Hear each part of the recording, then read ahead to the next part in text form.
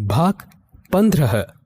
आप्तद्वेषाद् भवेन मृत्युः परद्वेषाद् धनक्षयः राजद्वेषाद् भवेन नाशो ब्रह्माद्वेषात् कुलक्षयः। इस श्लोक द्वारा चाणक्य ने द्वेष के परिणामों का उल्लेख किया है। वे कहते हैं कि जो मनुष्य संत पुरुषों से द्वेष करता है वह शीघ्र ही मृत्यु को प्राप्त हो जाता है। शत्रुओं से द्वेष होने पर प्राणों के साथ साथ धन की भी हानि होती है। राजा से द्वेष करने पर प्राण एवं धन सहित मान सम्मान का भी नाश हो जाता है।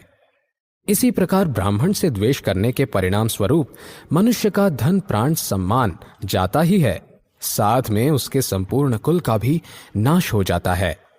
इसलिए मनुष्य को चाहिए कि वह सज्जन पुरुषों का सदैव आशीष प्राप्त करे।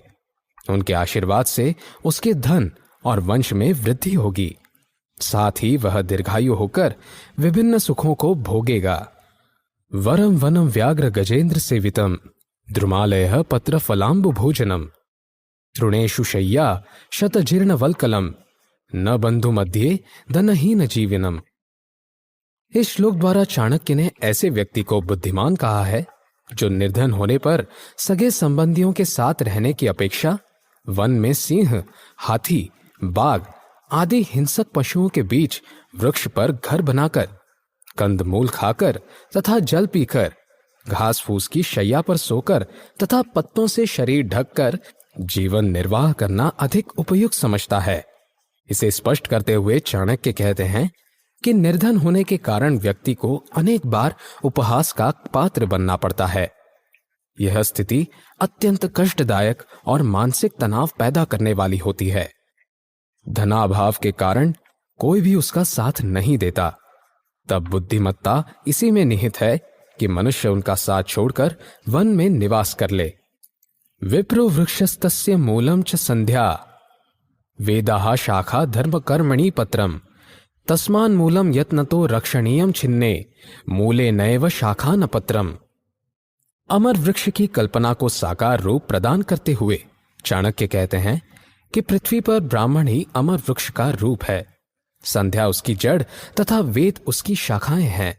धर्म कर्म उसकी शाखाओं पर लगने वाले सुंदर पत्ते हैं। वृक्ष की जड़ को अत्यंत महत्वपूर्ण बताते हुए चाणक्य कहते हैं कि संपूर्ण वृक्ष जड़ पर टिका होता है। यदि जड़ नष्ट या कमजोर हो जाए तो वृक्ष को सूखते समय नहीं लगता। इसलिए जड़ की यथासंभव रक्षा करनी चाहिए। माता च कमला देवी पिता देवो जनार्दनः बांधवाः विष्णु भक्ताश्च स्वदेशो भुवनत्रयम्।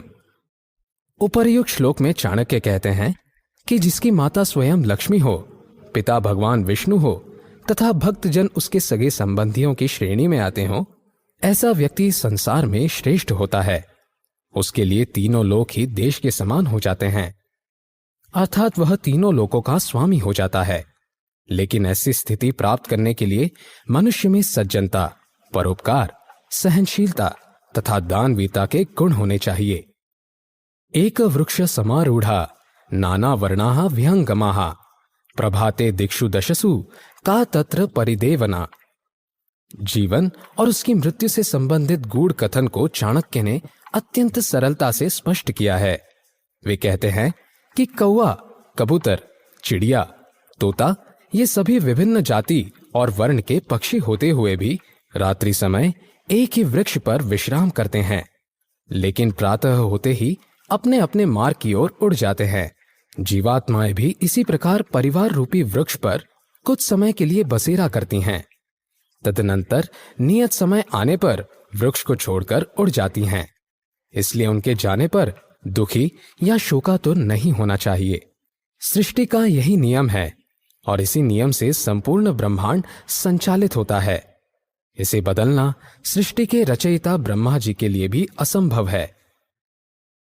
बुद्धिर्यस्य बलं तस्य निर्बुद्धिश्च कुतो बलम् वने सिंहो मदोमन्तः शशके निपातीतः। चाणक्य कहते हैं कि आवश्यकता के समय केवल बुद्धिमान व्यक्ति ही अपने बल को यथोचित उपयोग कर सकता है। इसलिए कम होने पर भी उसका बल अधिक महत्वपूर्ण है। इसके विपरीत किसी मूर्ख का बल अतुल्य होने पर भी वह महत्वहीन है, क्योंकि बुद्धि के अभाव में वह कभी भी उसका उचित उपयोग नहीं कर पाएगा। इसलिए बल कम या अधिक होने की अपेक्षा बुद्धि का अधिक होना महत्वपूर्ण होता है। यही कारण है कि बुद्धि बल द्वारा एक खरगोश ने सिंह को कुएं में गिराकर मार डाला था। का चिंता मम जीवने यदि हर विश्वंभरो गीयते, नो चेदर्भक जीवनाय जननी स्तन्यम कथम निर्मयेत। इत्यालोच्य मुहुर्मुर्य दूपते लक्ष्मीपते केवलम, त्वत्पादाम भुज सेवनेन सततम कालो मया नीयते। इस श्लोक द्वारा भगवान विष्णु की स्तुति करते हुए चाणक्य कहते हैं कि श्री विष्णु ही समस्त संसार के लिए भोजन उपलब्ध करवाते हैं, इसलिए उन्हें पालनहार कहा जाता है। यदि वे सृष्टि के पालनहार ना होते तो शिशु के जन्म के साथ माता के स्तनों में दुग्ध नहीं आता। हे श्री विष्णु, हे भगवान, मैं चाणक्य आपकी इस महानता के समक्ष नतमस्तक हूं और आपको कोटि कोटि प्रणाम करता हूं। लेकिन यहां चाणक्य यह भी स्पष्ट करते हैं कि यद्यपि मनुष्य को ईश्वर पर पूर्णतया विश्वास रखना चाहिए, लेकिन वह पुरुषार्थ से मुख न मोड़े। जब वह पुरुषार्थ करेगा तभी ईश्वर उसकी मनोकामनाएं पूर्ण करेंगे। गिर्वाणवाणीषु विशिष्ट बुद्धिस्थतापि भाषांतर लोलूपो अहम, यथा सुराणाम अमृते स्थिते अपि स्वरांगनानां मधरासवे रुचि ही। ऊपर एक श्लोक में चाणक्य ने संस्कृत के साथ साथ अन्य भाषाओं को सीखने और समझने की इच्छा प्रकट की है। वे कहते हैं कि जिस प्रकार अमृत पीने के बाद भी देवगण सदैव अप्सराओं के अधरों के रस का पान करने के लिए व्याकुल रहते हैं, उसी प्रकार संस्कृत भाषा को भलीभांति जानने के बाद मेरे मन में संसार की अन्य श्रेष्ठ भाषाओं को जानने की ललक है, क्योंकि इन भाषाओं को जानने के बाद मनुष्य विश्व में यथोचित मान सम्मान प्राप्त करता है। चाणक्य का यह श्लोक वर्तमान परिवेश में एकदम सटीक बैठता है। अन्नाद दशगुणम पिष्टम, पिष्टाद दशगुणम पयः, पयसोष्टगुणम मांसम, मांसाद दशगुणम घृतम। भोजन में घी को चाणक्य ने सबसे अधिक शक्तिवर्धक और पौष्टिक बताया है। वे कहते हैं कि अन्न की अपेक्षा आटा 10 गुना अधिक शक्तिवर्धक होता है, आटे से 10 गुना अधिक शक्ति दूध में होती है, मांस दूध से भी 8 गुना अधिक बल प्रदान करता है, लेकिन घी इन सब से बढ़कर होता है। इसके नित्य सेवन मनुष्य की शक्ति में अपरिमित वृद्धि कर देता है, इसलिए भोजन में घी की उचित मात्रा अवश्य लेनी चाहिए। शाकेन रोगा वर्धन्ते, पयसा वर्धते तनुः, घृतेन वर्धते वीर्यम, मांसा मांसम प्रवर्धते। खाद्य पदार्थों के विषय में चाणक्य कहते हैं कि साग सब्जी का अधिक सेवन रोगों को निमंत्रण देता है, जबकि दूध का प्रयोग शरीर वृद्धि में सहायक होता है। घी बल एवं वीर्य में बढ़ोतरी करता है तथा मांस का सेवन चर्बी को बढ़ाता है। इसलिए मनुष्य को साग सब्जी एवं मांस की अपेक्षा दूध और घी का अधिक सेवन करना चाहिए। दूध जहां उसके शारीरिक विकास के लिए उत्तम है, वहीं घी उसे शक्ति प्रदान करेगा। इसके विपरीत साग सब्जी एवं मांस का सेवन मनुष्य के शरीर को विकृत कर देगा।